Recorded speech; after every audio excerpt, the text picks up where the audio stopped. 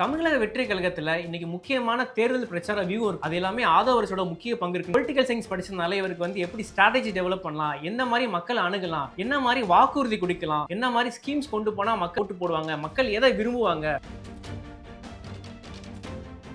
முக்கியமான அசைக்க முடியாத சக்தியா தமிழக வெற்றி கழகம் இருக்குன்னா அதுக்கு ஆதவர்ஜுனா ஒரு முக்கியமான ஆள்னே நம்ம சொல்லலாம். தாவேக தலைவர் விஜய் சொன்னது ரெண்டு பேருக்கு தான் போட்டி, ஒன்னு டிவிகே இன்னொன்று டிஎம்கே. அந்த விஷயம் குழந்தைகளுக்கு முதற்கொண்டு எல்லாருக்குமே தெரிய வந்துருச்சு. அதுக்கு முக்கியமான காரணம் என்னன்னா ஆதவர்ஜுனா அவர்கள்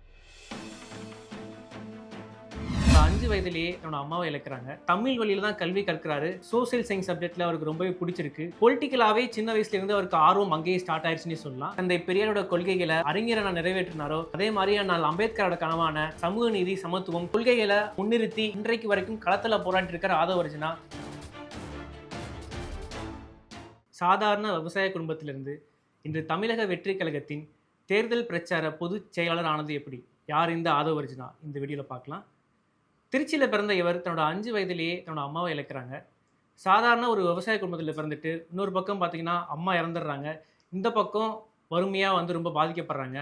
என்னதான் வறுமை, அதுக்கப்புறம் நிறைய மனச்சோர்வு ஒரு பக்கம் புரட்டி எடுத்தாலும் இன்னொரு பக்கம் தன்னோட கல்வியில் ரொம்பவே ஃபோக்கஸ் பண்ணுறாரு. சின்ன வயசில் தமிழ் வழியில் தான் கல்வி கற்கிறாரு. எல்லாத்துலேயுமே நம்பர் 1 வராது. குறிப்பாக சோசியல் சயின்ஸ் சப்ஜெக்டில் அவருக்கு ரொம்பவே பிடிச்சிருக்கு.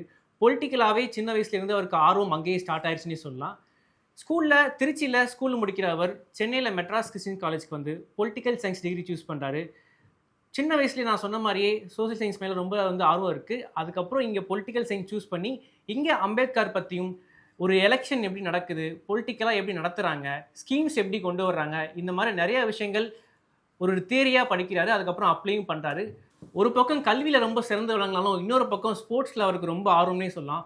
ஸ்கூல் படிக்கும் போதுலேருந்து ஆதவர்ஜுனா பண்ண ரொம்பவே டால். அதனால அவருக்கு பேஸ்கெட் பால் மேலே ரொம்பவே ஆர்வம் வந்திருக்கு. நிறைய காம்படிஷனில் கலந்துக்கிட்டு எல்லாத்துலேயுமே ஃபஸ்ட் ப்ரைஸ் வாங்கிட்டு இருக்காரு. காலேஜ்லேயும் அதை கண்டினியூ பண்ணுறாரு. ஸ்போர்ட்ஸ் கோட்டாவில் செலக்ட் ஆகாரு. ஒரு பக்கம் 2016 வரையுமே இந்த மாதிரி கேம்ஸில் ரொம்பவே ஆக்டிவாக இருந்த ஆதவர்ஜுனா அதுக்கப்புறம் தமிழ்நாட்டில் இருக்க முக்கியமான ஸ்போர்ட்ஸ் பொறுப்புகளில் நியமிக்கப்படுறாரு. அதுவும் இந்த பேஸ்கெட் பால் கேம் இருக்குது பார்த்தீங்களா, அதில் முக்கியமான பொறுப்பாக ஆதவர்ஜுனா இருந்துட்டு வர்றாரு. அதுக்கப்புறம் ஒரு பக்கம் இந்த மாதிரி காலேஜ் முடிக்கிறாங்க. அதுக்கப்புறம் இந்த ஸ்போர்ட்ஸ்லையும் சூப்பராக பண்ணிட்டு இருக்காரு. இதெல்லாம் ஒரு பக்கம் இருந்தாலும் அதுக்கப்புறம் அடுத்த கட்டத்துக்கு போகணும். அப்போ என்ன பண்ணலான்னா பொலிட்டிக்கல் சயின்ஸ் மேலே அவருக்கு ரொம்பவே ஆர்வம்னு சொல்லியிருப்போம்.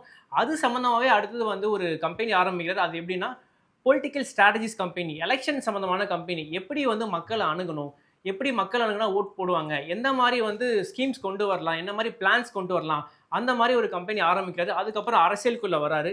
இப்போ ரீசெண்டாக பார்த்தீங்கன்னா தமிழக வெற்றி கழகத்தோட தேர்தல் பிரச்சார பொதுச் செயலாளராக ஆதவர்ஜுனா தான் இருக்கிறாரு. தமிழக வெற்றி கழகத்தில் இன்னைக்கு முக்கியமான தேர்தல் பிரச்சார வியூ இருக்குது பார்த்தீங்களா, அது எல்லாமே ஆதவர்ஸோட முக்கிய பங்கு இருக்குன்னு சொல்லலாம். பொலிட்டிக்கல் சயின்ஸ் படிச்சதுனால இவருக்கு எப்படி ஸ்ட்ராட்டஜி டெவலப் பண்ணலாம், என்ன மாதிரி மக்கள் அணுகலாம், என்ன மாதிரி வாக்குறுதி கொடுக்கலாம், என்ன மாதிரி ஸ்கீம்ஸ் கொண்டு போனால் மக்கள் இங்கே ஓட்டு போடுவாங்க, மக்கள் எதை விரும்புவாங்க, மக்களை நோக்கி ஒரு கட்சி கொண்டு வரணும் அப்படின்னு சொல்லி நிறைய ஸ்ட்ராட்டஜி தமிழக வெற்றி கழகத்துக்கு கொடுக்குறாரு. இன்னைக்கு ஒரு முக்கியமான அசைக்க முடியாத சக்தியா தமிழக வெற்றி கழகம் இருக்குன்னா அதுக்கு ஆதவர்ஜுனா ஒரு முக்கியமான ஆள்னே நம்ம சொல்லலாம். இன்னைக்கு தமிழகம் வெற்றி கழகம் விஜய் அவர்கள் நேரடியாக மக்களை சந்திக்கிறாங்க, எலெக்ஷன் கேம்பெயின்லாம் பண்ணுறாங்க. இதுக்கு எல்லாமே ஒரு முக்கிய காரணம்னா நம்ம ஆதவர்ஜுனா தான் சொல்லலாம்.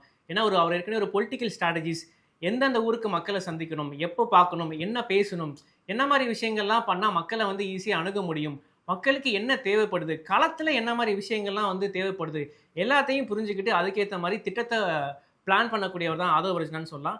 தமிழக வெற்றி கழகம் தொடர்ந்து திமுகவை விமர்சனம் பண்ணிட்டு இருக்கு.